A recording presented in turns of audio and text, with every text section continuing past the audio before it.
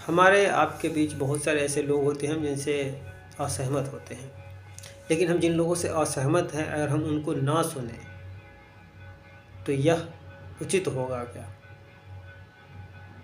इसी प्रकार हमारे समाज में जो सही और गलत का एक पैमाना बनाया गया है, उस आधार पर हर किसी में कुछ ना कुछ सही और कुछ ना कुछ गलत है। अब सोचिए, आप इस समाज में जिसको गलत समझते हैं, अगर उसको आप सुनना और समझने की कोशिश करना ही बंद कर दें, आप सिर्फ वही सुने और समझे जो आपको सही बताया गया है, तो इसका पूरा संभावना है कि आपको किसी ने अगर पहली बार गलत रास्ते पे डाल दिया तो आप पूरी ज़िंदगी उसी रास्ते पे रहेंगे। क्योंकि आपको दूसरे पक्ष को सुनने से मना किया गया है।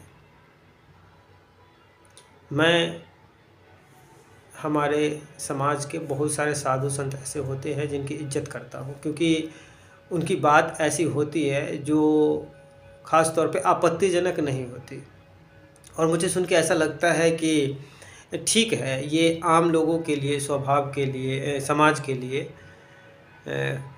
लाभदायक है या कम से कम हानिकारक नहीं है। लेकिन वहीं मैं उनको सुनता ज़रूर हूँ। अगर उनकी कोई बात ऐसी हो जो हमारे समाज के लिए ज़रूरी नहीं है, तो मैं उस विशेष बात को मैं मना कर देता हूँ मानने से, मैं उसका खंडन करता हूँ, क्योंकि वह बात हमारे समाज के लिए या हमारे समाज के बौद्धिक विकास के लिए, तर्क शक्ति के लिए गलत है। और जो गलत है वह गलती कहीं से भी आ सकती है, इसकी पूरी संभावना है, क्योंकि इस दुनिया में कुछ भी परफेक्ट नहीं है। हर कोई चीज़ में कोई ना कोई गलती है। इंसान गलतियों का भंडार है। हम सब सही भी हैं, गलत भी हैं।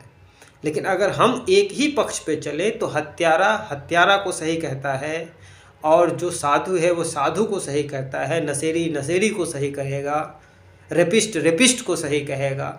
इस प्रकार सारी दुनिया अपने अपने पथ पे चलेगा, और आप जिसके संपर्क में पहली बार आए आप उसी को सही मान लेंगे।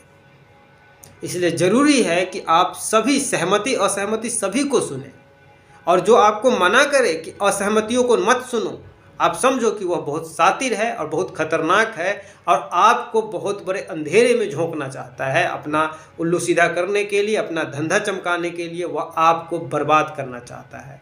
और सुनो, आपके साथ आपका धर्म यही करता आया है।